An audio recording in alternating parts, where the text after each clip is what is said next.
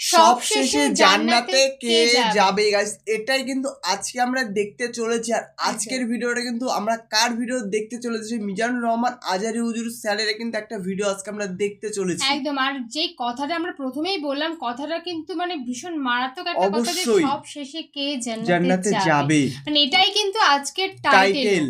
তো মানে এটা একটা অবাক করাই ঘটনা, যে এটা কে অবশ্যই guys, যাবে না যাবে সেটা অবশ্যই জানতে পারবো, সেটা আজকে আমরা ভিডিওর মাধ্যমে জানতে পারবো যে সর্বশেষ জান্নাতি কে হবে। একদম। তো সেটা কার মুখ দিয়ে শুনবো?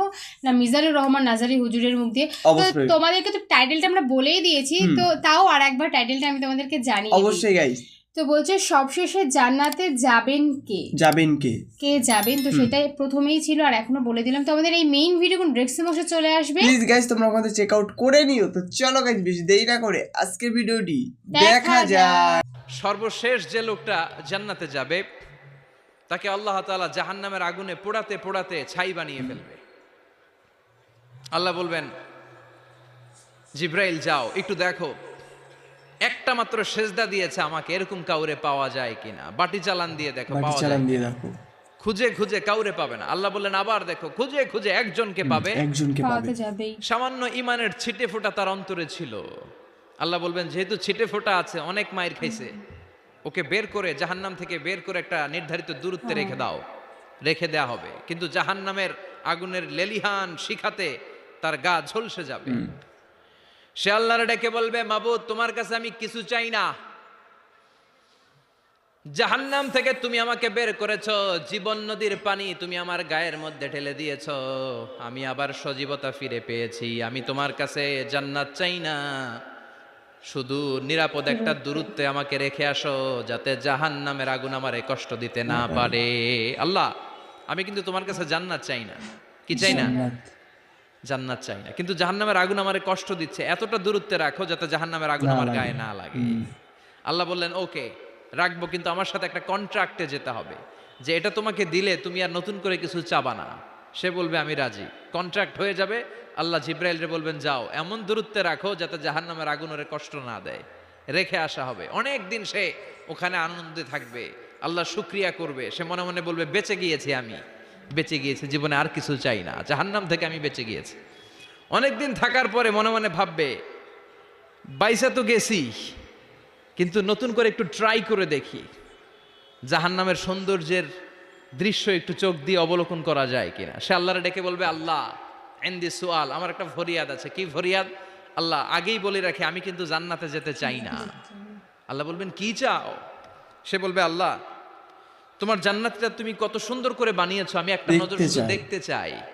জান্নাতের দরজার সামনে নিয়ে যদি আমারে বসিয়ে রাখো, দ্যাটস ইনাফ, আর কিছু চাই না, শুধু জান্নাতের দরজার সামনে। আল্লাহ বললেন তুই না ওয়াদা করেছিস, তুই না চুক্তি করেছিস। সে বলবে আল্লাহ আমারে হতভাগা বানাইয়া তোমার কি লাভ? সুবহানাল্লাহ পড়েন। আমারে তুমি হতভাগা বানিও না। আল্লাহ বলে ঠিক আছে, আবার সিগনেচার কর যে জান্নাতের দরজার সামনে বসিয়ে দিলে আর কিছু চাবি না। সে সিগনেচার করে বলে আমি চাবো না। আল্লাহ বললেন জিব্রাইল বেচারারে ধরে জান্নাতের গেটের সামনে বসায় দে। এবার জান্নাতের গেটের সামনে বসে বসে জান্নাতের সৌন্দর্য দেখা শুরু করবে। সুবহানাল্লাহ। এমন সৌন্দর্য যেটা চোখ দিয়ে কেউ দেখে নাই, কান দিয়ে শোনে নাই, ওই সৌন্দর্য চোখে দেখে, কান দিয়ে আওয়াজ শুনে মাগার ভোগ করতে পারে না, অন্তরে জ্বালা আছে না নাই? এয়ার কন্ডিশনের রুমে ঢুকতে না পারলেও, এয়ার কন্ডিশনের রুমের দরজার বাইরে দাঁড়ালো, এয়ার কন্ডিশনের রুমের একটা ঠান্ডা বাতাস গায়ে লাগে না? কথা বলেন। তো ও যখন জান্নাতের দরজার সামনে দাঁড়াবে, ওর গায়েও এরকম জান্নাতের ঠান্ডা বাতাসের হিমেল ছোঁয়া গাটাকে শীতল করে দিবে।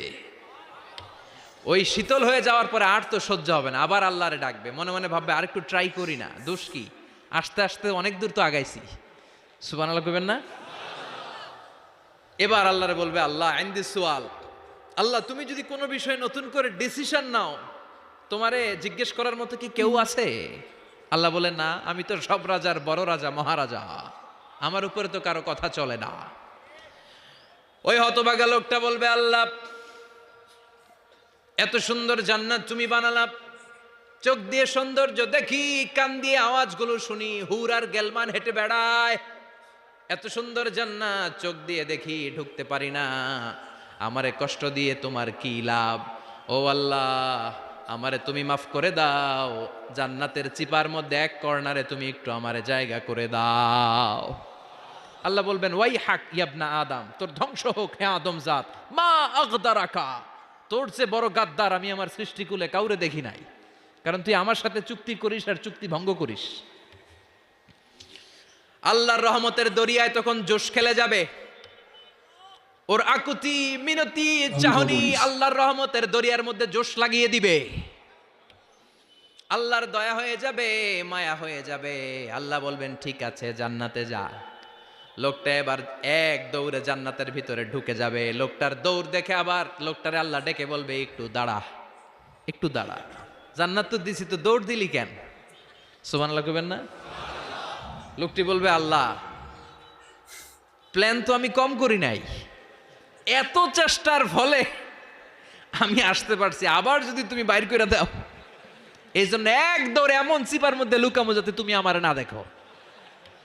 আবার আল্লাহর রহমতের দরিয়ায় জোশ খেলে যাবে। আল্লাহ কাছে ডাকবে, কাছে আয়, ও গোলাম তোর কি মনে চায় আমারে বল, আজকে তুই চাইতে থাক, আমি দিতে দিতে তোর মনের সব আশা পূরণ করে দেব।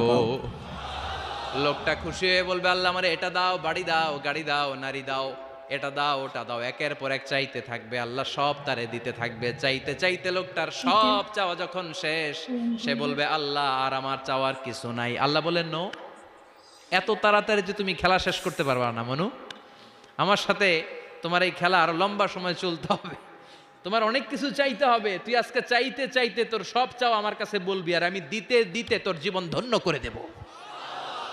সে আবার চাইতে শুরু করবে, আল্লাহ এটা দাও, ওটা দাও, ওটা দাও।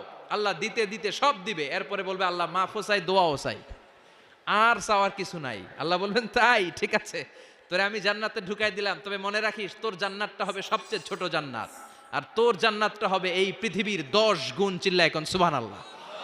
সব দিয়ে বুখারীর বর্ণনা, আখিরু মান দাখালাল জান্নাহ, যে লোকটা সর্বশেষ অনেক মাইর খাইয়া রিমান্ডে থাকার পরে জান্নাতে ঢুকবে, তার জান্নাতটা যদি পৃথিবীর 10 গুণ হয়, তাহলে আমাদের সবাইরে ফেরদাউসে ঢুকাতে আল্লাহর কোনো সমস্যা আছে? চিল্লায় বলেন সমস্যা আছে?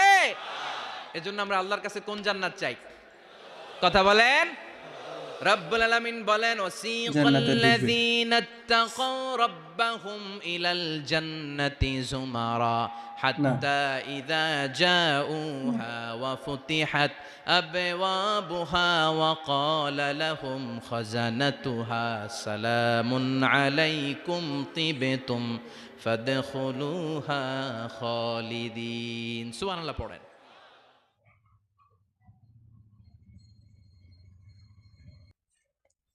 সত্যি খুবই সুন্দর একটা ভিডিও ছিল। মানে সর্বশেষ যে জান্নাতে গেছিল, সে কোথার থেকে গেছিল, কোথায় যে ছিল, তারপরে কিন্তু অনেক অনেক কাট পুরানোর পরে কিন্তু সে জান্নাতে ঢুকতে পেরেছে। একদম। মানে ব্যাপারটা হচ্ছে এই ভিডিও থেকে কিন্তু অনেক কিছু জানার আছে, অনেক কিছু শেখার আছে। দেখো একটা কথাই কিন্তু আল্লাহ বারবার করে বললো যে ও যদি মানে বিন্দু মাত্র যদি কোনো ভালো কাজ করে, ভালো কাজে একটা ছিটে ফোঁটা তার মানে ইয়েতে আছে, যে মানে তার মনের ভিতরে আছে, তো তার জন্য কিন্তু সে সবার লাস্টে কিন্তু জান্নাতে যেতে পারবে। একদমই তাই। মানে বলছে মানে খুঁজে পাচ্ছে না, তাও আল্লাহ বলছে নিশ্চয়ই কেউ না কেউ তো এরকম থাকবে। বাটি চালান দিয়ে দেখতে বলছে যে যদি কেউ এরকম থাকে তাহলে তাকে জান্নাত থেকে অন্তত একটু দূরে রাখা উচিত। হ্যাঁ, মানে জাহান্নামের থেকে একটুখানি দূরে রাখা উচিত। আর সে বললো যে তাকে যে আগুনে যে পোড়ানো হচ্ছিল বা আগুনের তার থেকে অনেকটা দূরে রাখতে।